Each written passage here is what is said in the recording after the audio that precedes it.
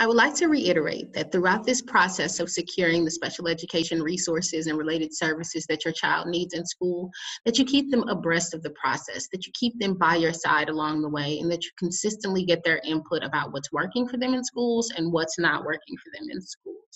So I wanted to make sure that once you decided to have your child evaluated, you had some tools to get the conversation rolling, to help them better understand what's happening.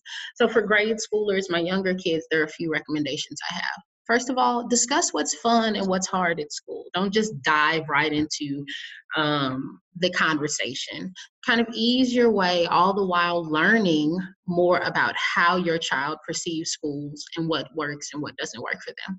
So discuss what's fun and what's hard at school. Start out by talking about what your child enjoys. Then ease into those tougher questions about what's hardest at school.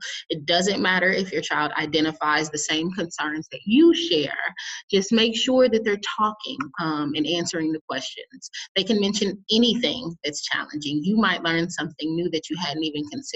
But the point is ultimately to let them know that the evaluation will help both them, you, and their teachers identify ways to help. All right. Second, explain the process. Point out that the evaluation isn't really a test, but it's a series of activities. You can also tell them that some of the activities will be fun, but ultimately make it very clear to your child that they're not getting graded for this and it's not possible to fail, even if they don't know the answers to the questions or how to do an activity. But also encourage them to try their best, because the more accurate the evaluation is, the easier it will be for you all to identify what will help them. All right. Third, talk a little bit about the team. Tell them who will be testing them. Don't just let somebody show up in the classroom and pull them out. Don't just show up to this random building and then tell the child right then and there that they're about to be tested. Talk to them about the team. You can tell the child that the school has a great teacher whose job is to help other teachers understand the best way to educate them. Tell them that this person works in the school. You may have seen them around, but their job, their sole job, is to get them the help that they need. Let them know that they very well could be pulled out of class and that this has been approved or is okay with the teacher and you, okay? When it comes to middle schools and high schoolers, by that point in time, they'll usually have some general understanding around the fact that they have learning or attention issues, be it that they've been diagnosed or otherwise, whether they can put language to it or not. They're usually aware that there is some type of issue that exists.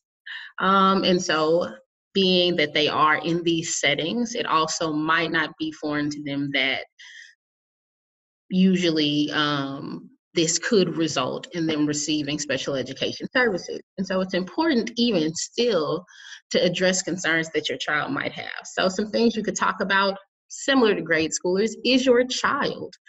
What's working for them, what's not. Letting them know that the teachers through this testing and you will get the information you need to help both them and you better understand where the struggles are. All right. Let them know that the school may provide support and services that can help them succeed at school.